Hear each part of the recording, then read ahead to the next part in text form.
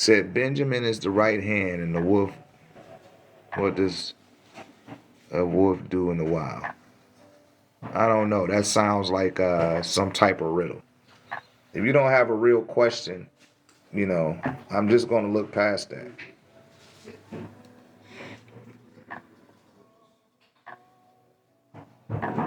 It said, man tames wolves and wolves tame man.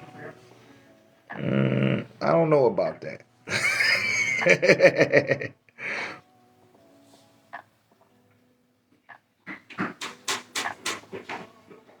I know that mostly man thinks like a beast, like an animal, right? And then he grows into a high priest and overcomes his animal nature, and then he develops the wings to fly or to ascend from that psychic consciousness, overcoming the primal consciousness. Because one hemisphere of your brain, mainly in the cerebral cortex area, it's exactly like a reptilian's. And when you get to the mammalian portion of the brain, that's an animal too. You follow? It's just a little bit more compassionate and has the ability to process its emotions. Then you have the frontal lobe cortex, which separates us from the animal kingdom in a way to where we're capable of using something called executive functions, right?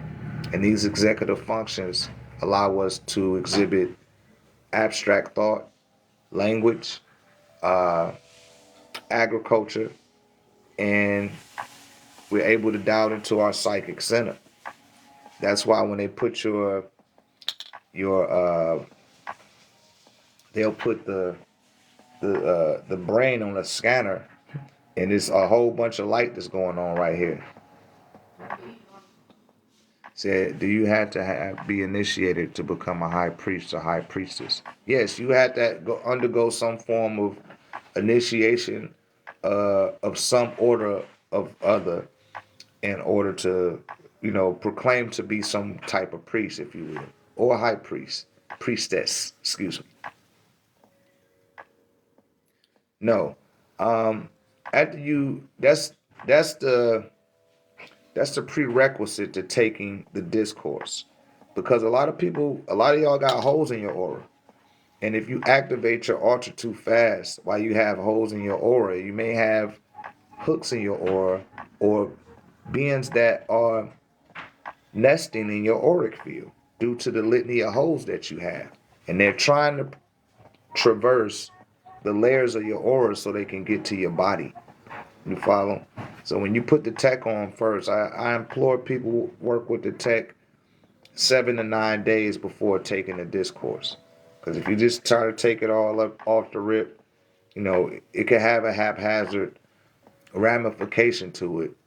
And I do my best to just troubleshoot through anything that can go wrong.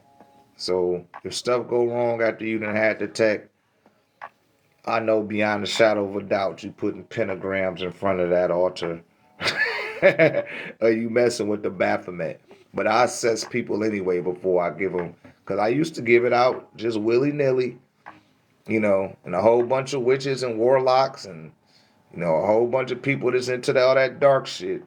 I have an ancestral network established, and I can't allow people to uh, infiltrate the integrity of what's been established, because all of our ancestors are working together.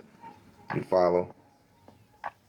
And yeah, that's what that's about. But you get the tech coming to the 1089 tech community.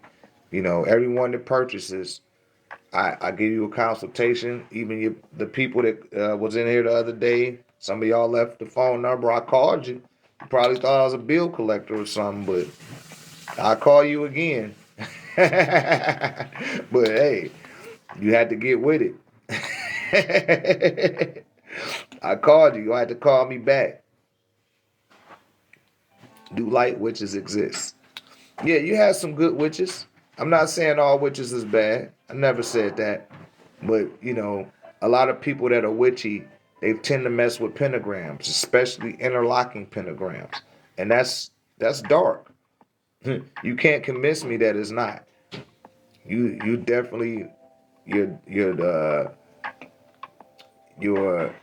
exercising the demons, if you will. You open up portals for dark forces.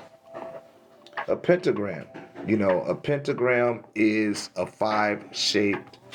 Uh, it's a five shaped shape. You know, it got 5 points on it. It kind of looked like a square, but it has a fifth point. And if you look at a star, the outline of a star makes a pentagram, right? No, Hindus don't even use pentagrams. You'll be hard pressed to find a pentagram in India. That's not how they get out. All of that stuff is European. It's the Europeans trying to, experiment with stuff. That's their form of spirituality, demonology, for lack of a better word. Paganism. Well said, brother. That's that paganism. Burn him at the stake. Eat his flesh and drink his blood. All that type of stuff. Yeah, when you say Aryans, the original Aryans are the Hindus. Those are the original Aryans.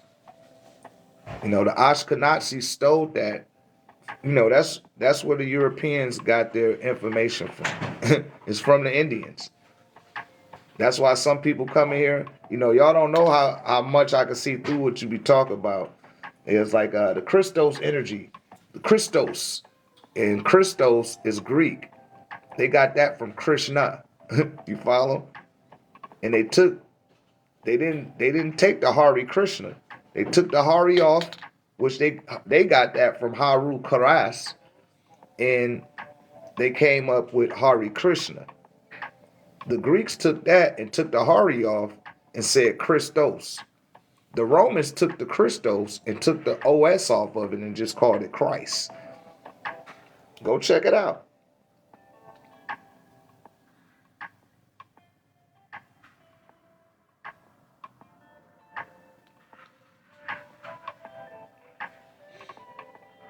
Yeah, but you always got to just look for the source and see where the sources of these words come from.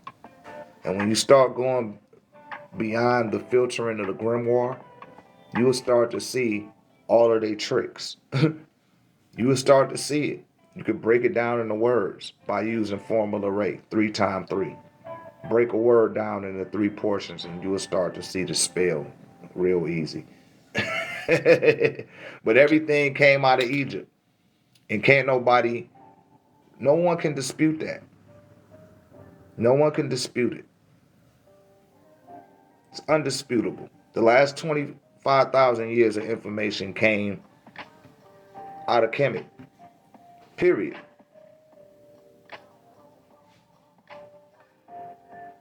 And the Z pillar is the elephant trunk. That was the real Masons. No.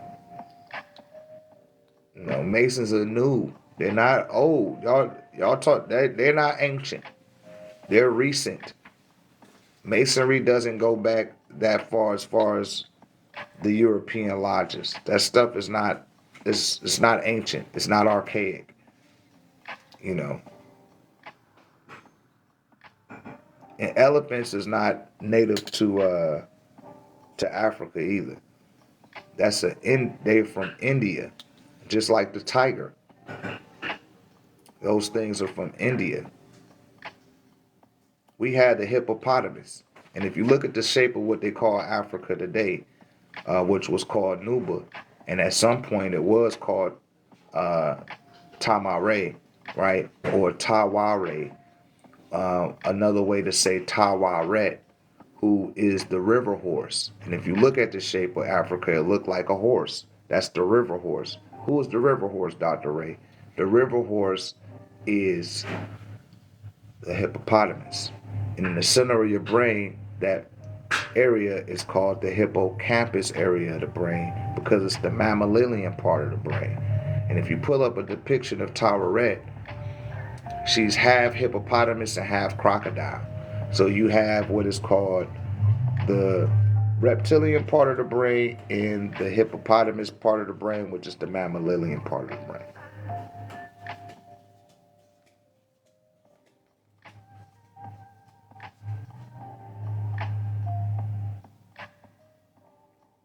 Yeah, how about African elephant ears? They different than Indian. Yeah, they do. They do. And again, the elephants, they I want to say they like in northern Africa, but they're native to India.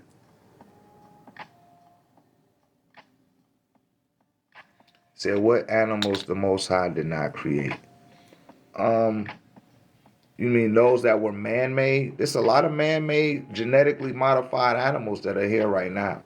In fact, a lot of the dogs that are being bred today are genetically modified.